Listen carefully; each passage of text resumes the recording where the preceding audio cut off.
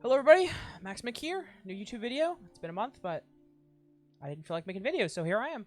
If you didn't read the title and the thumbnail, which I imagine you did, I'm making a guide on Supreme Draft Vintage Cube. If you don't know what that is, Supreme Draft is a Magic Online draft format where you get 18 packs, you pick two cards out of each pack, and then there's no passing, there's no other humans, you just take 2 cards out of 18 packs and then build a deck out of your 36 cards. And for Vintage Cube, that means you get 18 packs of 15 random cards from the Vintage Cube, and then you take 2 of them, and then you see another pack. Pretty simple. I've got a draft going on in the background, so hope you enjoy that. It's on 2 times speed. It's possible it should be on 1.5 as it's a little fast-paced, but it's just there to be in the background. Again, in the title, but I'm 13 and 15 in my win rate so far, which is a total of, I don't know, 86% win rate, I think, 86.6 repeating. So I'm going to give you guys some tips. It's not that difficult of a format. There's pretty easy to solve, in my opinion, and I think it's a pretty undisputed opinion. Once you hear my logic for it, at least. So there's some solid novelty value, and it's a decent amount of fun at first, but the replayability is pretty bad. So I 100% recommend you check it out.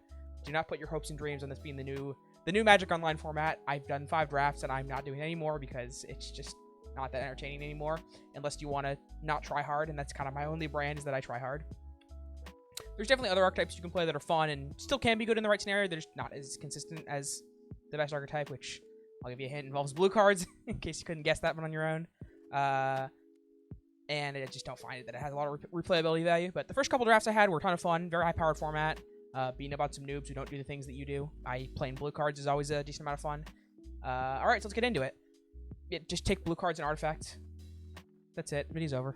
I'm just kidding. Please don't leave. I mean, I'll give you guys some logic for it. If you're not already convinced by the fact that blue cards are broken in regular Vintage Cube, and this is like a more high-powered Vintage Cube, because it's more high-powered, the blue card's power level actually scales better than in regular Vintage Cube, if that makes sense. And I'll give you some reasons for that. And then obviously the artifacts are broken just because Fast Mana is broken in Magic the Gathering. I don't know what to tell you. I don't know what to tell you there if you aren't convinced by Moxes and Time Vaults and stuff like that being broken. But I mean, obviously power also. Okay, so point 1 of blue being broken is you get to play Ancestral Recall and Time Walk, of which you should usually get one of the 2 of those in, I don't know, 60, 70% of your drafts. I haven't done the math. Somebody probably has. Look it up. I'm too lazy. And in that case, you obviously want to be in blue so you can cast those consistently and flash them back without having to splash and make your mana fucked up. And that's obviously point 1. But in terms of the more common cards that you'll see a lot more of that have more effects, counterspells are just better in this format than they are normally, right? Because everyone has lots of mana and is trying to sink that mana into expensive, being not even that expensive, but just like 3, 4, and 5 mana payoffs, more so than in normal cubes where it's more of a mid-range thing where you don't have enough mana to leave up 2 mana, and they're only putting their mana into like signets early on, so your counterspells don't quite work how you'd want them to because you need something else to do on 2 mana. They're still broken in regular Vintage Cube. I've talked about this before in my previous video, but they're even more broken in this format just because, like I said, you're going to get a better mana exchange, and you're going to 1-for-1 answering their threats, of which they should not have many, assuming that they're doing the same thing that you are. Obviously, this is a bit of a metagame strategy because not everyone's going to be doing the same thing you are, but the general philosophy of other people are going to be taking power, and power is mostly Moxes and fast mana, and what do you do with fast mana? You play medium expensive spells, and what's going to get expensive spells? 2 mana, 3 mana answers that don't need to be conditional like removal spells do, because removal spells only answer creatures, whereas counter spells answer spells, everything that can be cast. God damn, my camera keeps doing this.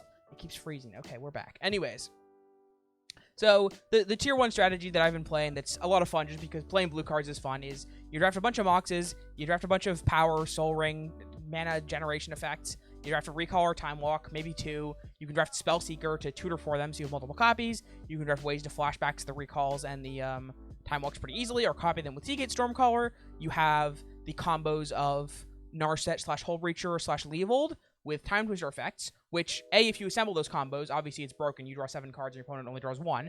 You make them discard your hand, and you refill yours. That's obviously broken. But the other thing is, the ability that the reason that Time Twister's effects are so good is because you get a choice of whether to play them or not. So if it happens to be a game where you drew too much mana and not enough card advantage or proactive shit, and your opponent didn't, you can just Time Twister, right?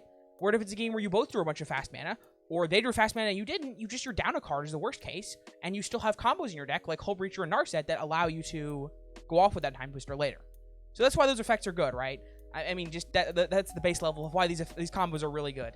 I have gotten a fair warning disclaimer at this point in the video. This is a little weak to combo. Both of my losses have been to generic horrible aggro decks, like just red green and red white piles. And the weird thing is, I'm actually not sure you can draft mono red because you won't get enough playables, as weird as it is. Because you just, like, normally the reason mono red's good is because you actually see more cards because there's 36 packs and nobody else takes the mono red cards, whereas you only get 18 packs here. So playing mono red or mono white is actually more difficult. But nonetheless, I have lost those piles because I may have metagamed too hard in decks such as this one, and just lost to a pile of Goblin Guides and Birds of Paradises and generic creatures, which was frustrating. But if you want to not lose to those decks, you can do what I'm doing here and try and draft some sideboard removal, or try and make sure that your threats interact with creatures somewhat favorably. And that being said, you don't auto lose to these decks because you still have... Oh, did I go way too fast for this video? Maybe. Oh, the draft's already over. Shit, I thought this draft was going to take longer. I just shouldn't have put it on 2x speed. Okay, well, whatever. I guess we'll just pause and let you admire the beauty of this deck. Anyways, so much for that. Apologies for that. Yeah, I guess we'll find another one at the beginning of the stream. Sure, we'll just go find another one. Sorry about that. And put it at not 2x speed, so this doesn't happen again. Alright, back to normal speed. Okay, apologies for that. I guess I should have planned a little further ahead, but this was kind of just an impromptu video that I threw together. And now I've lost my train of thought. My train of thought was... Blue card's broken? Yes, obviously. Oh, losing to aggro. Yeah, I mean, even if you draft to ignore aggro completely, like in that last draft you saw, I still have three Ancestral Recalls. So if I just draw one of those and a bunch of power, even if my deck's very bad against aggro, I can just play 4 mana 2/2 persists, i.e. Glenalendra, 3 mana Teferis, and 5 mana Teferis, and because I have so much power, and they don't really get to play power because their mana base is bad, or they don't get to utilize it fully, it doesn't really matter that I'm weak to aggro because all my cards are so broken.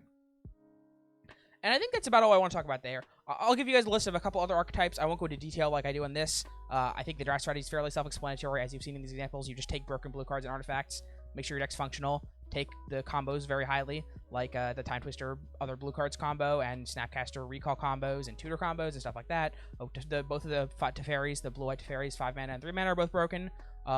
You can and should probably either be splashing white or black, depending on whether you get discard spells or Teferis, because the only other form of interaction that's playable in this format is discard spells, basically, at least in your main deck. So being black can be nice, and there's also a couple pieces of power that you really want to splash, like Time Twister and the such. And then white, you get sideboard removal spells is fine, but more importantly, you get both Teferis and a couple of other nice white cards that I can't think of off the top of my head, but I've played before, I promise. And a couple other types that you can play, and I'm going to give you reasons why it's tempting to think they're good, and I did it first too, and like in the theory in my head, but they actually don't really work out, Vale, are Storm. I just took 2 Storm cards, as you can see. And just like a generic combo deck. We'll go over Storm first. So it sounds like the Storm would be good, right? And the thought process kind of makes sense, but in practice it doesn't work out. The thought process is, in normal Vintage Cube, the cutoff of Storm is getting enough of the broken mana cards to enable your payoffs, of which there's typically enough, right? There's typically lots of ways to spend your mana. Yes, some of the ones are more broken than others, but the issue is usually not how much... Not usually how many payoffs you have, but how much mana you can generate. And since everyone else wants to take Black Lotus too, you don't get Black Lotus. You usually get LED. You sometimes get Yogg-Will, but you need both of those to kind of go off, and then you also just need the rest of your cards to be functional. It doesn't quite work. In this cube, the opposite is true. You cannot consistently get win cons, and you cannot consistently get playables as much as you would like, because Storm has the same effect as Mono Red in that it's almost it's not an advantage, but it's a different experience drafting Storm in regular Vintage Cube, when if it's open, you see the cards really late because nobody else wants them. So you get all the good filler cards, and your good mana cards wheel a lot of the time. Whereas in this cube, there's no wheeling. So you get 18 packs, and you better hope you see the right cards. And it just, like, it's hard to assemble a lot of moving pieces, essentially. There's a bunch of moving pieces you need to assemble. You need to assemble the mana generation. You need to assemble the card draw so you don't filter out. You need to assemble the tutors. You need to assemble a win con. Possibly 2 or 3 win cons to make sure that you're not weak. Like if you just draft Brain Freeze, you're just gonna lose to a deck that has an Eldrazi in it. If you just draft Tendrils, you need your deck to be able to consistently get up to 10 Storm. If you just draft Empty the Warrens, you're gonna lose to a board wipe, right? So there's all that stuff. And then you also just need your deck to have card draw, right? And there's just a lot of moving pieces that need to be assembled, and it's not as easy to assemble those as it normally would be because the pieces don't go late. Because there is no going late. There's 18 packs, and you better hope to God you see what you see, or your deck's completely unplayable. And the issue is, your deck's kind of a 10 or a 0, right? You either hit everything, and your deck's great, and it just works exactly as planned, or you whiff on one of these pieces, and your deck just does not do shit. And in that scenario, you basically have to restart your draft, which I actually have done once. I'm not counting that towards my win rate because it was an experimentation, so I guess I got you guys scammed you guys with my win rate claims. But I think that's why Storm is not as good as it looks. However, when you get a nice Storm deck, I got one off stream. Unfortunately, it was off stream and I wasn't recording. But when you get a nice Storm deck, you get a really, really nice Storm deck, and it's a lot of fun. So if you enjoy this format but are bored of playing blue cards, well, there you go. You can try Storm. And the other archetype that I liked, also off stream, I only did 3 drafts on stream, and I'll just force blue pile on all of them, and it worked out very well. But the other draft I drafted off stream that I think was very viable and a decent amount of fun was just a pile of combos. You just draft. You still need to have a blue base because blue cards are broken. And then you just draft as many combos as possible and as much interaction as possible, right? So instead of going really hard on the fast mana, you actually can pass some fast mana, some moxes if you really feel like you need to, because they're not as important in this deck. For like cheap interaction, like discard spells and counter spells are your main thing. And then you draft a bunch of combos. And typically the 2 combos that you want are Pester Kiki combos, which is unfortunate because your mana base is really hard to support these red cards because there's no other good red cards you want. You don't want lightning bolts in your deck, really. So the only red card you have is often Splinter Trainer Kiki Jiki, which is hard to cast, but it's still a pretty broken combo because no one else plays interaction either. And then the other combos you can do are typically, and I like these a lot more because they are more lenient on your mana base, are Sneak and Show combos through the Bridge combos.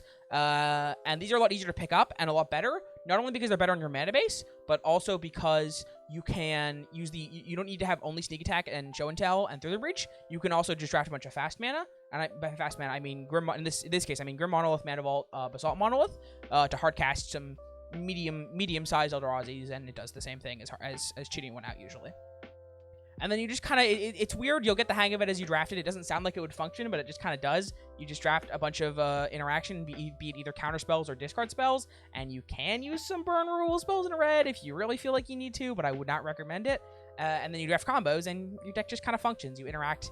You don't actually need the fast mana because you're not doing crazy things with your mana or drawing tons of cards. And your opponent should not be able to go off before you get interaction up because most of your interaction is 1 and 2 mana, being 2 mana counter spells, possibly 3 mana, but hopefully 2 mana, or 0 mana counter spells are even better, Force Negation, Force of Will, and then 1 mana discard spells that, like a single discard spell can ruin an entire opponent's hand in this format because everyone's deck is so inconsistent. Or that, as I said. I think that's about it, actually. That's all I want to talk about. We can talk about some other archetypes too, but I kind of just want to make the video shorter. I guess I'll just talk about Mono Red really quickly. It's pretty simple. Like I said earlier, I'm not sure you can actually draft it, but you do get to metagame some people pretty hard because they're going in ham on the blue cards and the broken counter spells, and you just get a Goblin Guide in on turn 1 and they can't interact with it, but you don't get to use your power very well because you need a lot of colored mana because all of your spells are red, double red, a colorless and 2 red, and you just don't get to use colorless mana very well. And also because, as I talked about in my previous Vintage Q video, go watch that if you want more information, Moxes and fast mana are not as good in low CMC decks without finishing power or card draw in the late game. And it's the same with most other archetypes. Other archetypes are just not playable because green is just too slow and too weak to counter spells, and other interaction just doesn't function. Also, all the other colors other than blue and black don't really have interaction that interacts with the things that other people are doing, because other people are doing broken planeswalkers and time twisters and instant sorceries, which don't get interacted by creature removal or enchantment removal or anything else really. And you obviously don't want to disenchant a Mox. It's not a great exchange for you. I think that's about it. Do I have anything I want to talk about? No? If you made it this far, feedback always welcome. I played music in this video. If you enjoyed it or didn't enjoy it, if you felt strongly about it, let me know. Comments or DM. I also didn't just, I normally go over a draft and specifically go through each pick, but I didn't this time because I was lazy and B, didn't feel like necessary because I think the picks in this format are pretty simple. It's mostly just a fun novelty format, and it's less about understanding individual picks and more about understanding how to draft the format, which is why I just didn't bother with that. It's possible I should have included this at the beginning of the video, but here we are.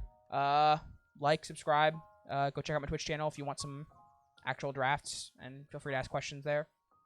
I think it's it. Thanks for watching.